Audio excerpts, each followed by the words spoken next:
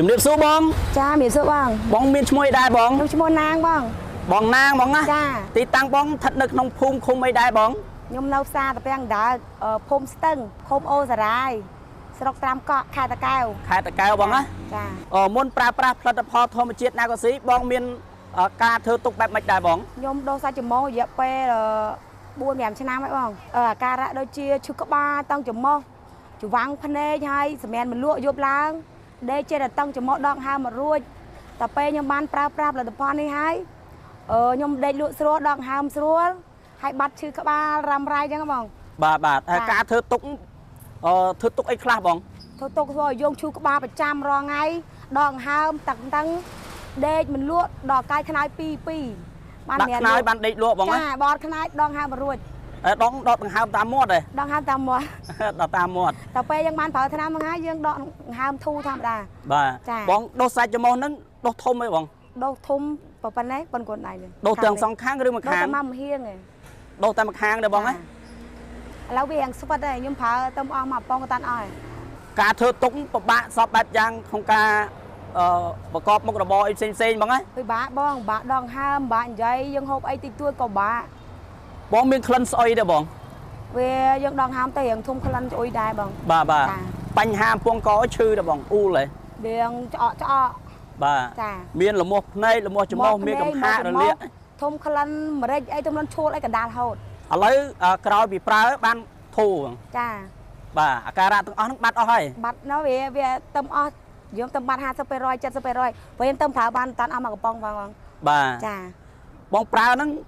ប្រហែលថ្ងៃបាននឹងថាធូរបង5ថ្ងៃចា5ថ្ងៃដឹងថាធូរហ្មងចាតែ5ថ្ងៃដឹងរៀងផ្លែដងហើមស្រួលមិនមែនលក់ស្រួលបាត់กระดาษបាត់តឹងច្រមុះបាត់ហាយភ្នែកទៀតទៅអស់មកកំប៉ុងចាហើយអស់មកកំប៉ុងបានធូរបានជាច្រើនចាបងជួយរៀបរាប់ភាសាទៀតបងបានធូរបានជាលើខ្លះទាបាត់រៀងបាត់តឹងច្រមុះបាត់ឈឺក្បាលបាត់លមាស់ភ្នែកហើយអន់กระดาษបងបាទចាការហូបចុកដេកអីស្រួលវិញទាំងអស់ហើយដេកស្រួលវិញហើយព្រោះយើងយប់ឡើងធ្លាប់តែដងហើមពិបាកឥឡូវ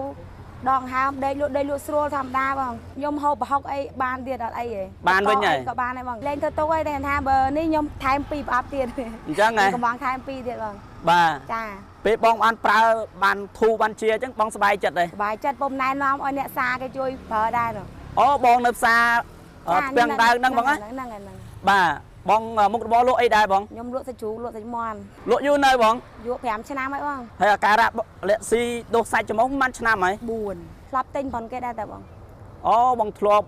ប្រើប្រាស់ផលិតផលផ្សេងដែរអត់ត្រូវអស់2ឈុតហើយអត់អានខ្ញុំជប់ប្រើទៅគេយកមកលក់ក្នុងផ្សារផ្ទាំងដើមព្រោះខ្ញុំឃើញអូបច្បុកក៏ឃើញគេអាការៈដូចខ្ញុំអញ្ចឹងណាអញ្ចឹងខ្ញុំកំងតាមអនឡាញបាទហើយសាកមកកំប៉ុងសិនទៅបងជាចុងក្រោយបងមានពាក្យពេចន៍អីចែកម្លែកជូនពុកម៉ែបងប្អូនទាំងអស់ទូទាំងប្រទេសហ្នឹងដែលកំពុងតាមដានផលិតផលធម្មជាតិណាក៏ស៊ីឲ្យគាត់ងាកមកប្រើសាកល្បងប្រើប្រាស់នៅផលិតផលធម្មជាតិណាក៏ស៊ីបានធូរបានជាដូចបងចា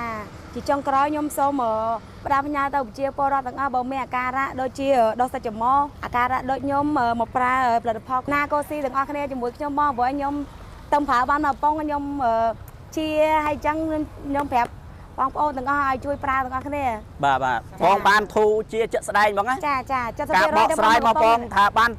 ធូរបានជាពិតប្រកបបងណាចាពិតប្រកបបងមកខាងក្រុមហ៊ុនបង្ខំឲ្យបងនិយាយទៅបងណាអត់ទេខ្ញុំប្រើខ្លួនឯងបងខ្ញុំកំបាំងខ្លួនឯងបាទបងបាទអរគុណច្រើនបងសម្រាប់ការចែកម្លែកជូនពុកម៉ែបងប្អូនណាបង